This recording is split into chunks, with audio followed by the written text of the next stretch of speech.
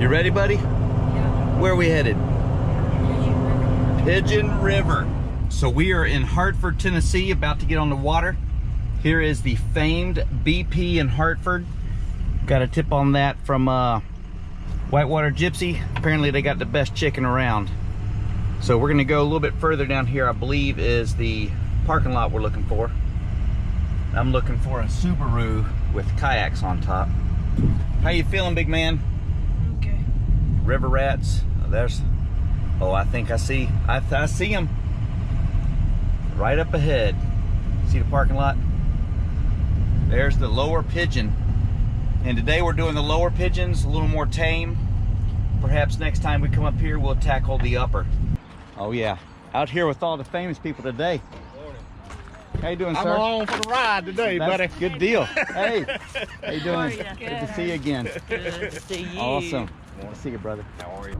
So we're back in famous Marty's truck, making a shuttle. Got my truck at the bottom along with James's. And so we're driving back up, about to do the put in. Got the river to our right. What do you think, Pete? Good. You ready? Mm-hmm. Look good? Yeah. Right on. Oh yeah, look at that.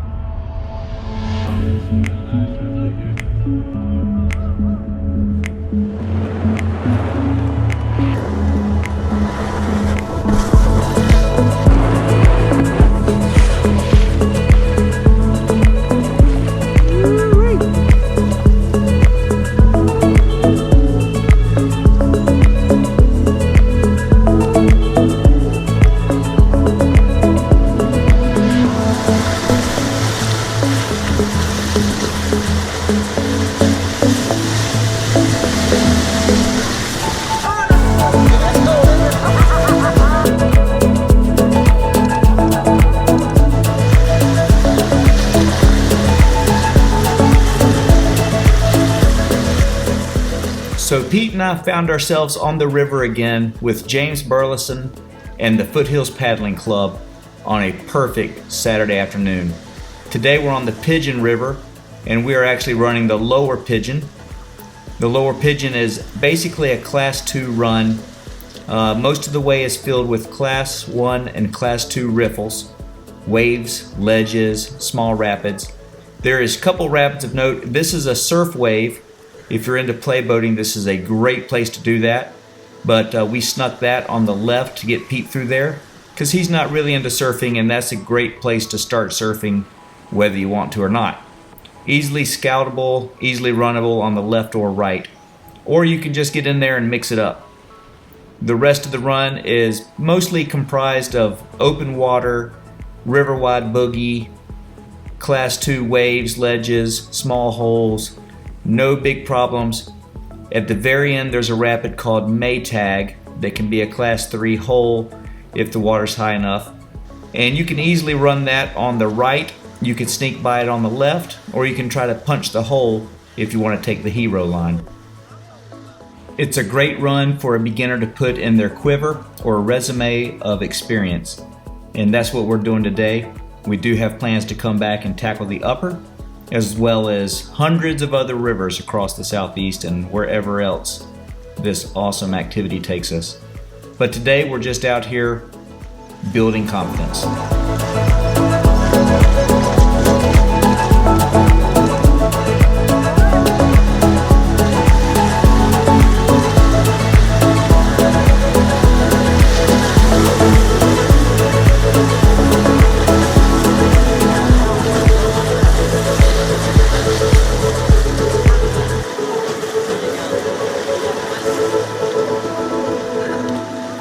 To me, the river was characterized by halves. The first half was really low-key, a lot of space between the rapids, still very beautiful, but just a lot lower-paced river.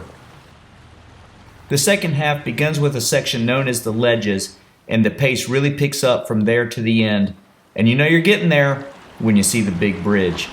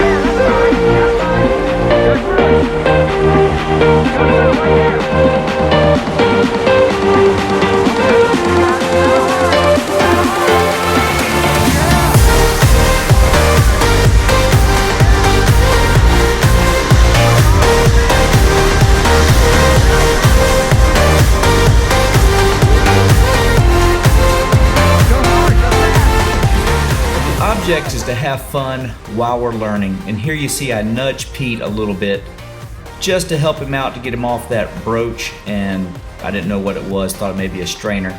It was just a small stick on the broach rock. By and large, he ran his own rapids. I gave him a little instruction from time to time, but he's improving. I like watching his decision making. That lets me know where he's at mentally, because you can kind of judge someone's skill, but until they're making their own decisions, you really can't judge how they're attacking the rapids mentally. And here you see we're talking about some things he's done, some things he's done well, some things he could do a little better. But always we're having fun, or at least we're trying to.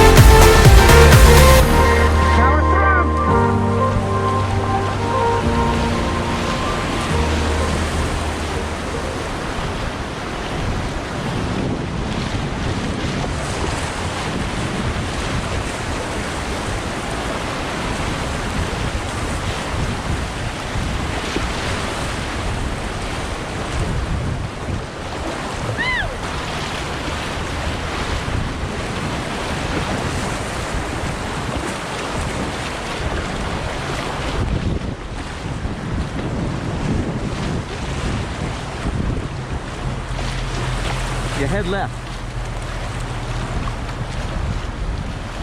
Keep going. Now you're right.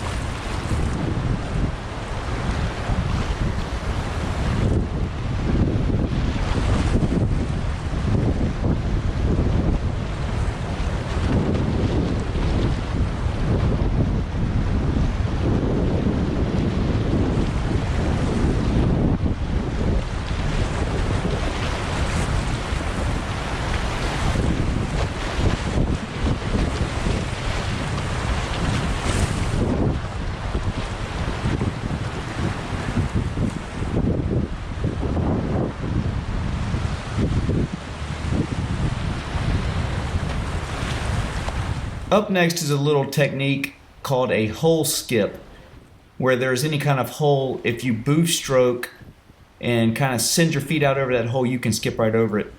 Now that hole really wasn't enough to stop you anyway, but those are good places to practice. And here you see Pete identified and asked about taking kind of a sporty route, and I encouraged him to do so. On big water, most of the rapids are straightforward and there's plenty of room to work. And sometimes in boulder choked areas, there's these tight technical little slots that people choose to do that's a little harder and requires a lot more maneuvering. That's often called a creek line. This wasn't a big one, but at least he's practicing and identifying that on his own now.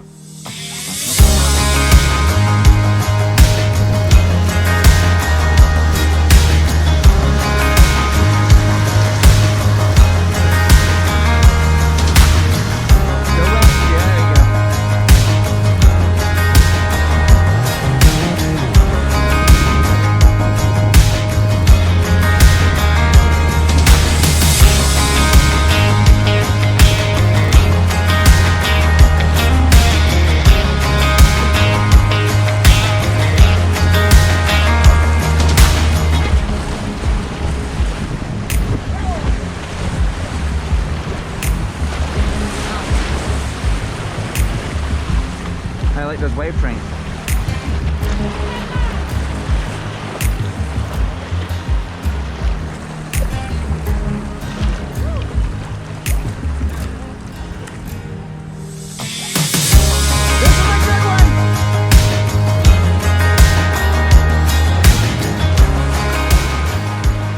So we have just taken the left channel around Brown Island, at the bottom of which is Maytag Rapid.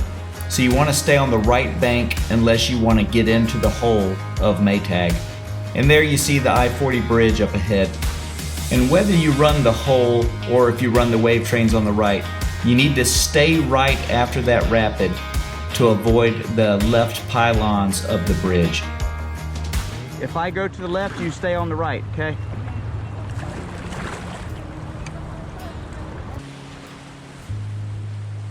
Here I'm running the Maytag hole, which as you see was not much of anything at this level. This is it right here. Just kind of busted through. Everyone else stayed on the river right. And then right behind me, you don't want to get caught up on those bridge supports. It's a good place to get stuck. Here's Pete's camera taking the wave trains on the right and looking like a champ.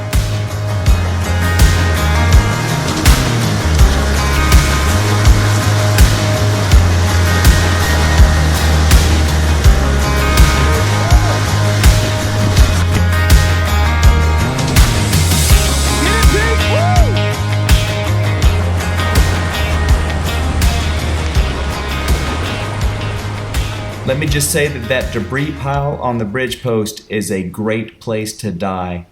Please stay away from those at all costs.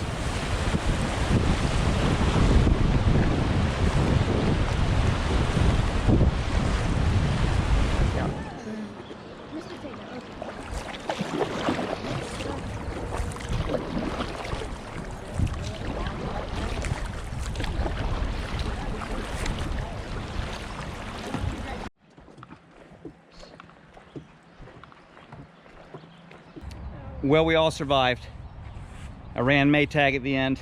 I thought Deanie was coming in there after me. She said she would, but then she bailed on me. Left me all alone, but Next time. fantastic run. I think we're gonna head to the BP and try to get some of this famed gas station chicken. If you're gonna be on Dirty Bird, I guess you gotta get some Dirty Bird. Pigeon River Smokehouse Restaurant inside the BP here. Apparently they got the best chicken around. How was your run, bud? Fine. Fine. Fine. Well, we got the crew here. We've all tried this for the most part. What do you have there, James? Wrap. Chicken wrap. Chicken wrap, some wedges, Philly wrap. Philly wrap. Me and you the only one tried the world famous chicken. Chicken and a corn dog. I almost got a corn dog. The corn dog got to have one of those. All right, try some of this chicken. I'm gonna get you on camera. Corn dog. It's good. Is it good? Is it world famous? Paula says I'm gonna die Sure. from it. Y'all Sure. don't like it. Pete got pretty excited right there. Must be pretty good. Yeah. Chicken is good. Oh yeah. That's good chicken. Thanks, Matt. Very tender. The Whitewater Gypsy for the tip. Mm-hmm. Juicy, tender. So James got the man-sized Mountain Dew, if you see it over there. And Pete's a little bit jealous because he's got the standard size. You'll grow into it. The potato wedges are good. The Philly wrap's good. Chicken is Chicken's good. How's yours, Paula? Good. James good. Not so good. is not a fan of what he got. He's got onions and peppers in there, and he's not. He's going back. I think he's going to get some chicken, so we'll see what he comes up with. So it wasn't the world's best wrap. No. We kind of laid that one to rest. What'd you go back for? Some chicken? Some chicken and a biscuit. Let's see. Chicken and a biscuit. Good. Good. World famous? Maybe. There you go. The gas station chicken was a success. James, Marty, Paula, Dina taking us up again up here and showing us some of the rivers. Pleasure paddling with people. Yep. We got some plans. We're gonna be trying to get together here over the summer and doing some fun rivers, but the River Queens were looking strong out there today. No swims. No one's ever swam with you. The Golden Horseshoe. Give it time. Thanks for watching, guys. We're gonna start heading home. Appreciate it. Okay. Pleasure. Thanks, Marty. Thanks, Paula. Thanks, Dina. Okay. Woo. Pleasure. Red ride home, buddy bear. Y'all have a safe trip home. Special thanks to James Burleson and the Foothills Paddling Club for the invite. It was a perfect day with good friends, and I know Pete will always remember his first time on the Dirty Bird.